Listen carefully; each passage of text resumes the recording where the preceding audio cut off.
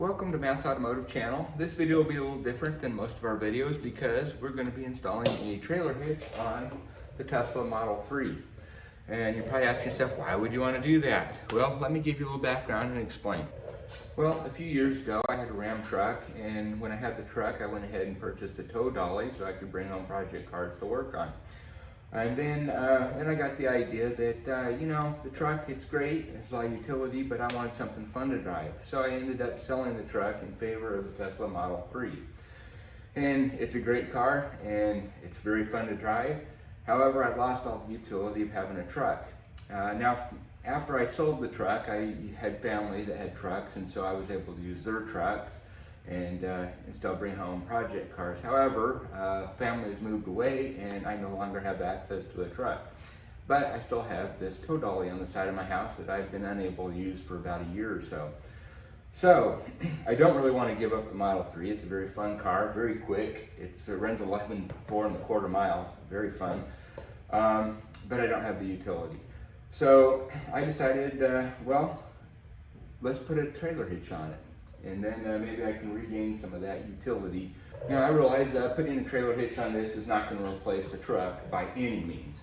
But I went online and I found the tow hitch that kind of maximizes this car out at 3,500 pounds. So that's about as much as I'm going to be able to tow with this thing.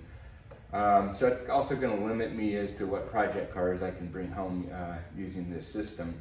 However, I'm going to be pretty much maxing out that 3,500 and the trailer. And my trailer actually has a trailer brake on it that I still want to make use of, especially since I'm going to be maxing this out. Now, at what point do you need to have a trailer brake? Well, it varies from state to state. Some states it's 1,500 pounds. In other states, the law is 5,000 pounds. However, the laws of physics are the same in all states, and I want to use that trailer brake to increase the safety, especially since I'm going to be maxing this thing out. So anyway, the trailer hitches that are available for the Model 3 don't have the 7-pin plug that's necessary for the trailer brake, so I'm going to have to adapt to that. And to this point, I can't find any information on that or anybody who's done such a thing. So this will be a new experience, and maybe you can learn with me. Anytime you use a trailer brake, you're going to have a controller. However, I didn't really want to install a controller in the car. It's not really set up for it, and I didn't want something under the dash. So I found online this device here. It is a wireless controller. It's made by Kurt. It's the Echo Mobile Brake Controller, and apparently it's used Bluetooth with your phone. So anyway, we're going to try that out. However, for this video, I'm just going to stay with installing the trailer hitch, and then I'll make another video with the use of the e-brake controller. Okay, so I've decided to go with Stealth hitches. This is the one that has the 3,500 pound rating. I believe it's 350 ton weight. It comes in two separate boxes because this one here has apparently all the wiring and everything necessary for it. And then here's the controller. And also I'm going to have to, at some point, get the 7-pin, and then I'll include it into this mess here. But I'm going to wait till I actually have the thing installed so I can see what type that I need to install. Now this particular setup has two different hitches. There's one for towing, and then it also has the receiver in which you can plug in other type of accessories such as bike rack. All right, to ease in the installation of the trailer hitch, I'm going to go ahead and raise it. But anytime you raise the Model 3, you're going to need these little discs that you place under the lift points so as to not damage the vehicle. All right, these little discs have a little O-ring on them that helps them stay up underneath. So you just kind of put them into the little holes underneath there and just tap them in, and they should stay there. All right, the first step to this installation is we'll go ahead and pop open the trunk, and we're going to have to remove the tail lights. We'll go ahead and start by unthreading this retainer here.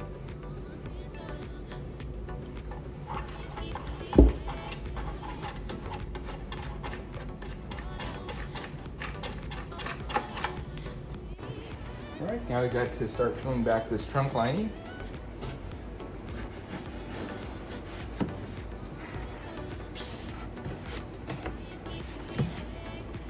All right, now there's a little push pin that we need to remove that's tucked up underneath the tail light here.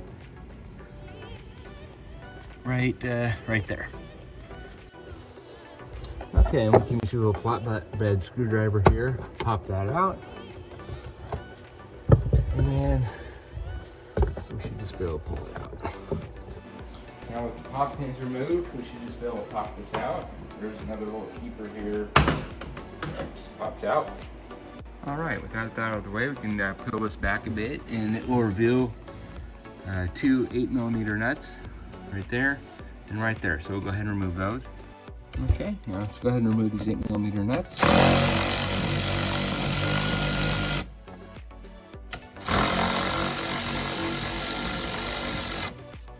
Okay, now we need to remove the little tab here. This little red tab you can pull outward, and then once that's out, just pry the connector off. All right, now we should just be able to wiggle this thing out. There we go. And now we'll just repeat the process for the other side. All right, now let's go ahead and remove the two 10mm bolts.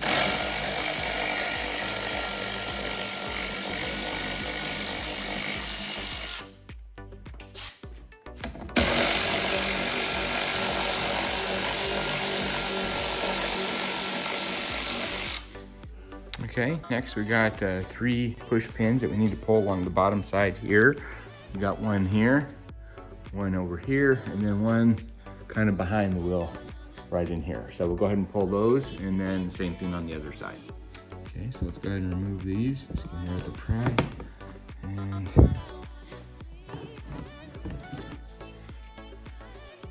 next, we just pull away this liner a little bit, and right up in here, it's a little difficult to get to see, but there's a T25 right there that we need to take out.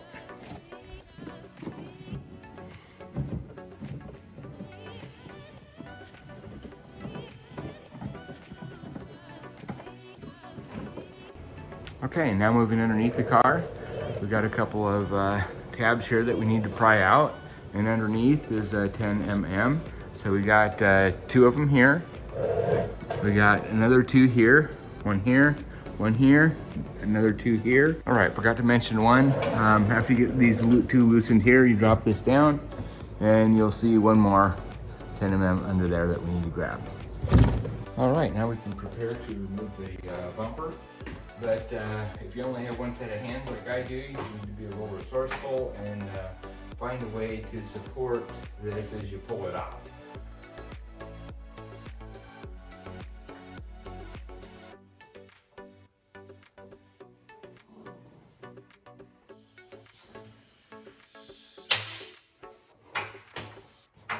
All right, the reason we're supporting the underside of the car here is because we have the sensors here that we're going to have to unplug, so we don't want to just drop the thing and rip the wires off. So by supporting it, we'll be able to reach in once we have the bumper off and then unplug all the sensors. Now, we'll start here on the side, and I put some tape here so we don't damage it as we pull this off. But you just kind of push down and pull out. We'll do the same thing on both sides. And then up here, we're gonna have to push down on these little tabs and then pull the thing out. All right, that pulled off fairly easy. Now that we got it supported here, we can go ahead and do this connector, and then I believe we should just be able to pull the bumper away. All right, as for the connector, all we have to do is pull this little tab out and push down, and then it should separate. All right, now that the connector's in there, we should be able to lower it.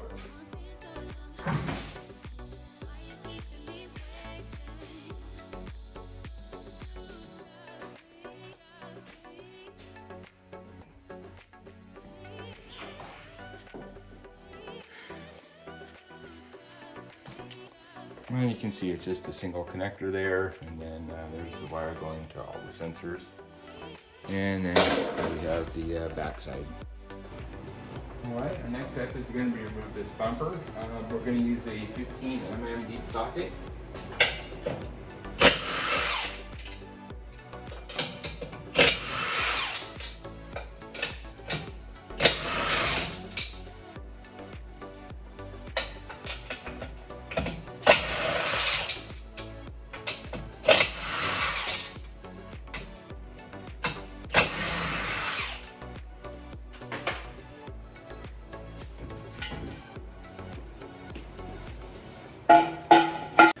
right, next we want to remove these side brackets here. But in order to do that, we're gonna loosen some bolts on this upper piece here because some of these bolts are kind of tucked underneath and we need a little bit of wiggle room. So we're gonna loosen 4 of these. 1, 2, we're gonna keep the center one, just loosen it. We'll remove those on the side, and then we should be able to teeter this back and forth to make adequate room to get these brackets off. All right, now these guys are 10 mm. So remove these 2 sides. We'll just loosen the center one. This one.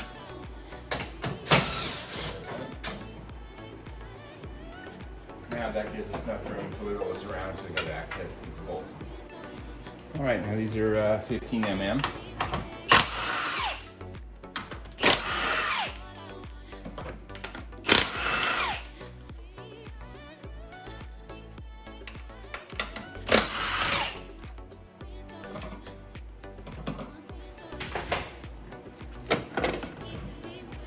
And the same thing on the right side.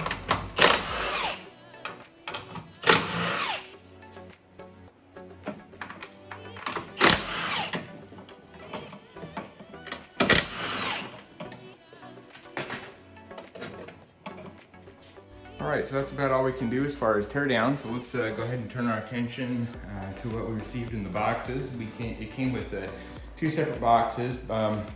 This box here is for the towing, and this one here is basically just for the hitch only. So there's no wiring or anything with the hitch, and this receiver here is basically just for hooking up accessories like bike racks and that sort of thing. Whereas the tow package comes complete with all the wiring necessary and the safety chain brackets and the ball hitch and all of that. All right, also here I have, this is purchased separately. This is the wireless brake controller. The thing I don't have yet is the 7-pin adapter, and I'm holding off on that to see what type I'm gonna need basically based on the amount of room that I have underneath the bumper there. So I'm gonna hold off on that, and I'll purchase that once I get most of this stuff together. Oh, and there's our helper. All right, next thing we need to do is clean this surface off, make sure there's no debris on it. And then once that's all clean, we can place our nylon washers on the studs. Next, we can go ahead and replace or install the hitch bracket onto the studs.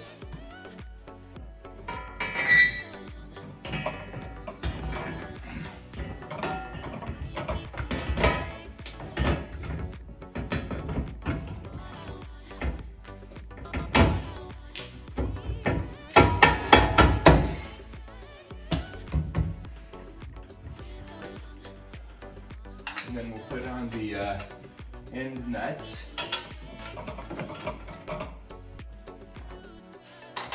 Just the ones on the 2 on each end. We're going to put these on later with the additional bracket. Yeah, just for good measure, I'm going to put a little bit of blue thread locker on these bolts here.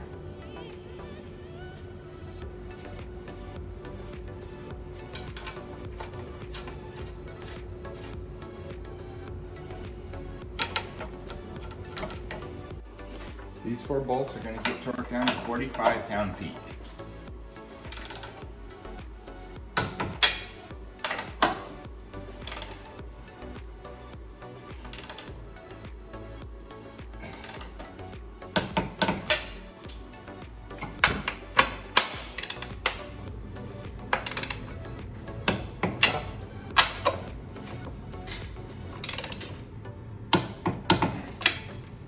All right, the next thing we need to do is put in the center section.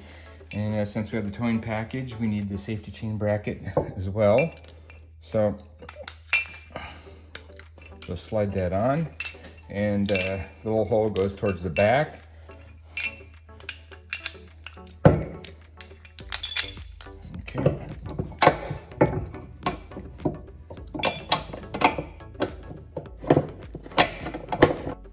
All right, then on the other side, we're going to put the bracket.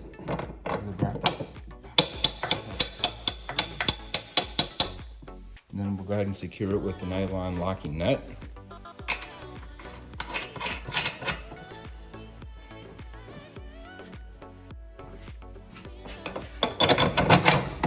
And one thing to note, because it's easy to see at this point, that if you pull this rubber cap off here, this reveals the lock. All right, now we need to torque these two bolts down to 150 pound-feet. I really wish we had done this before we installed the hitch onto the car, because the angle, it's just so tight here. You need something that has a little bit of a swivel on it. So I'm using this type of extension here that has a little rounded head. So that gives me a little bit of swivel there, which is really kind of necessary to get onto that really good. And this is again a 24 mm. So we'll hold it on one side, twist it on the other until we get 150 pound-feet. There we go.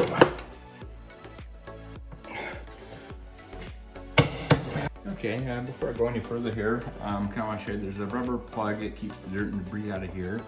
And when you pull this out for the first time, you'll notice that's where they keep the keys.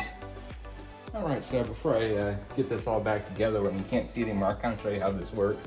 I don't think anybody, any of the previous videos I've seen really show this off. But this little rubber cap here, take that off. You got your set of keys, and turn the key, and this little piece comes out. And then you can turn this side till it locks open like that. And then you can take your receiver here and then just push up, and then it clicks in place. And once it's in place, just go ahead and push the lock back in, put the cap on, and there you go. Now to release it, you're gonna have to use the key, and it comes out. Once that's out, you can come back over here onto this side, twist this will drop right out. Now notice this stays in position here. So there's a little button here on the bottom side, right there. So you want to hit this to release it, to twist that back, push the lock back in, put your cap in, and then you're done. Oh, and then you probably want to put this back in to keep dirt and debris out while you're not using it. Okay, now we have all our components laid out here for the frame brackets. There's one for each side, and you notice that they have a little notch, and so it does matter which side these go onto. They're not labeled left or right or anything, but this little notch here goes in the up position like so. All right, so now we're gonna put these brackets on, and the little notch goes upward like that, and the little nylon washer goes in between the bracket and this bumper piece here. So we got the bolt here, washer goes on here, and this goes in between, so I'll just kind of put it there like so, and then push that down, and then flip it over here. All right, and we're not going to put these on tight for now, but to get them started, I find it easiest to use a magnet, and then just kind of push it through the hole, line it up, and then start threading it on. And then just repeat the process with the other bolts.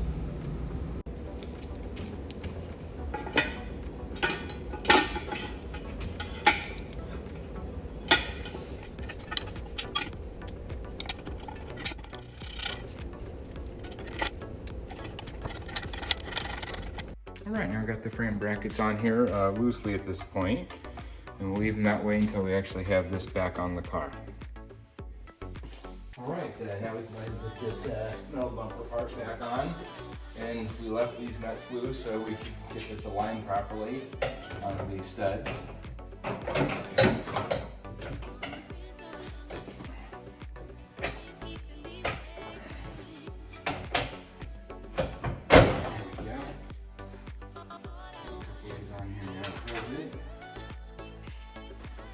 All right, you will need a little bit of an extension here.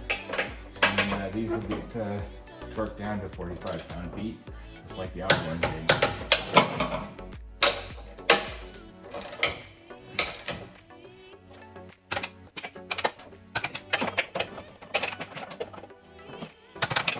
All right, all we need to do now is tighten the 6 bumper bracket bolts to 45-pound feet. And when you try to turn them, it's going to spin the nut on the back. But if you get an 11/16 open end, you can hold it in place while you're twisting it. And there you go. And I believe you can get to all of them like that. The next thing we need to address is the wiring. And for the wiring for the hitch, we're going to need to run a wire from the battery, the 12-volt battery up front, all the way to the back. So we'll start by removing this cover here. The 12-volt battery is located right here. So next we can remove this little tray here, just little pins here. Just pry up.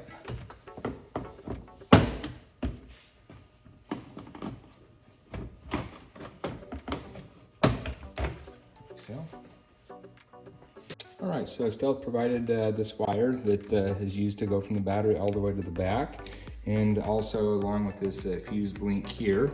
So the first thing we're going to do is remove the fuse, and then we'll go ahead and strip the wire.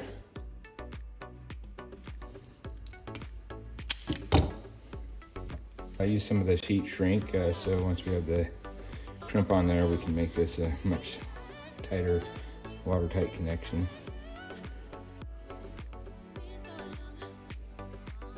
So I'll go ahead and crimp that guy on.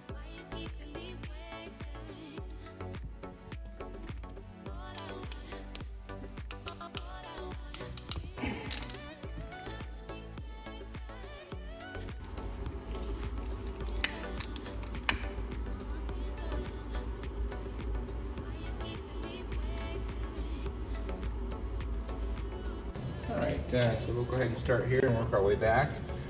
We'll start by removing this 10 mm off the positive battery terminal.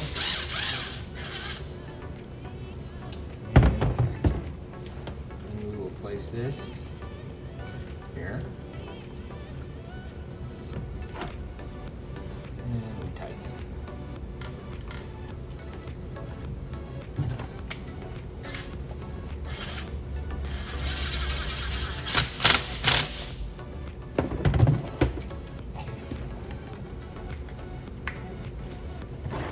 And then we can start feeding this out through here.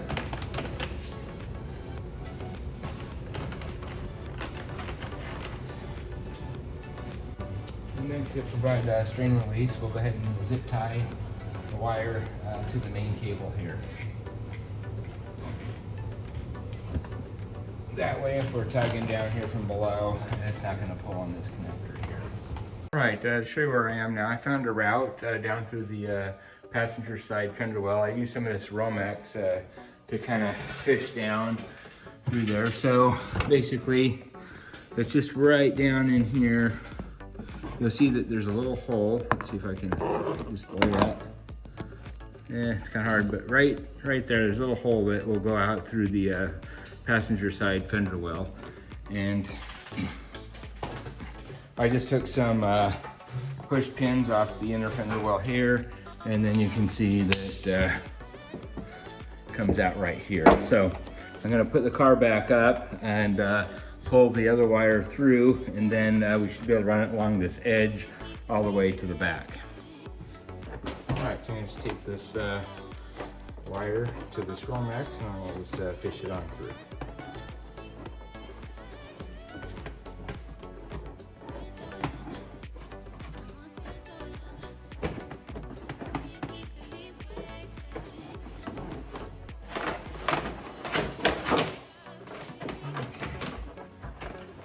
All right, so I'm back on the underside of the car. You can see that the wire comes through the fender well right here.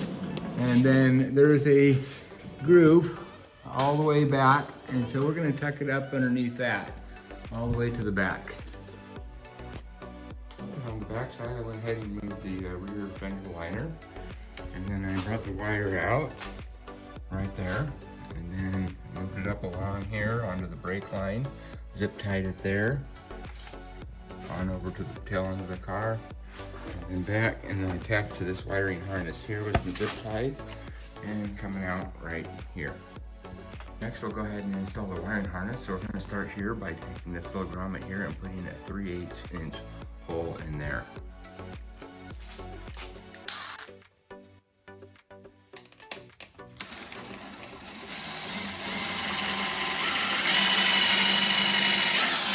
Alright, next we can take the 4-pin wiring harness and then go ahead and feed that wire through the grommet.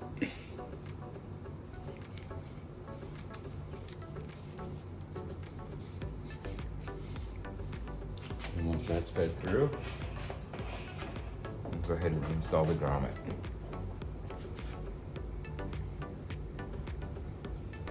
Alright, the 4-pin connector just went ahead and ran behind the bumper guard. There. Okay, for the remainder of this wiring harness, that's going to get installed in the interior behind the bumper here. So we're going to go ahead and remove this.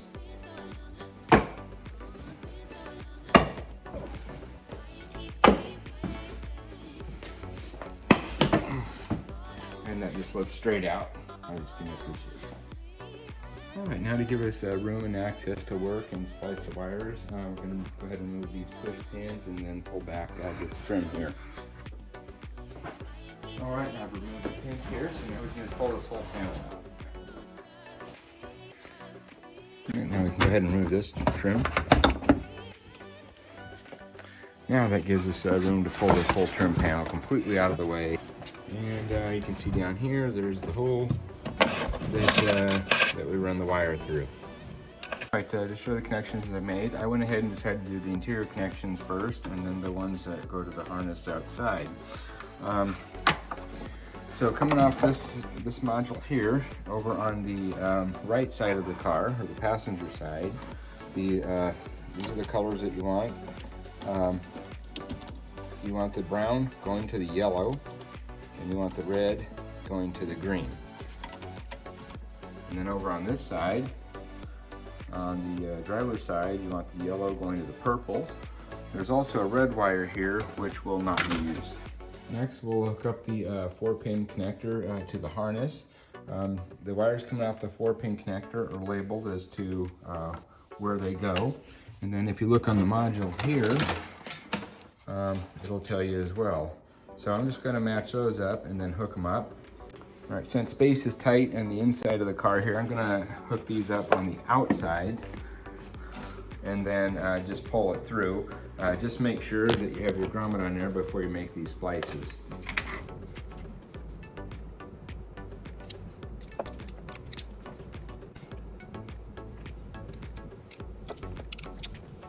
All right, once we've made all the connections, we'll go ahead and heat these connectors up. This is a heat shrink on here.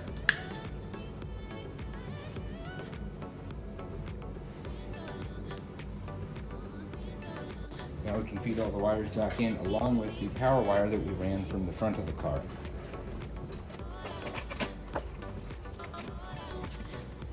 Alright, now we have all the outside connections in, so let's just finish up in the inside with the power wire and then tidy up all the connections, and then we'll test it before we shore all this up. Alright, the only 2 wires left on the inside of the car coming out of the other side of the module is this black and white wire. The white wire is going to get this little terminal, and it's going to get grounded right here. And the black wire, of course, is going to go to the wire that we ran from the 12-volt battery in the front of the car.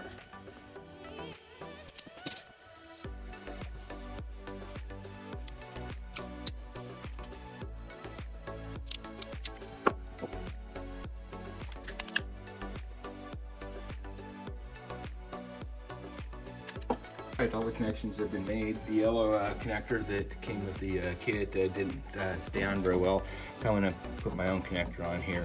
Alright, I went ahead and temporarily just put the tail lights back in and plugged in the connectors. And we're going to go ahead and now test this out to make sure that it's wired correctly with the signals and the brakes before we start putting all this back together. Alright, so I have this little tester device I can plug in here. And we'll go ahead and start things up, turn on the signals and hit the brakes and make sure that this works correctly. So before we can start testing anything, be sure to put your fuse in first. Now we're ready to go ahead and test it. So we'll go ahead and start here with the left turn signal. Great, looks like that's working. Okay, right. Looks like that's working. And now we'll try the brake. All right, looks good. All right, well, so far everything, including the wiring, has been a success. At this point, I went ahead and ordered the 7-pin connector that we're going to need to hook up the trailer brakes. I'm going to be kind of in uncharted territory there. I've never seen anyone hook up a trailer brake and a controller in a Model 3 before. So anyway, this video is getting a little long, so I'm going to just terminate this video at this point, and then I'll just create a second video, and in that video we'll go ahead and finish the install and then do all the testing. So anyway, till then, I'll see you next time. Bye bye.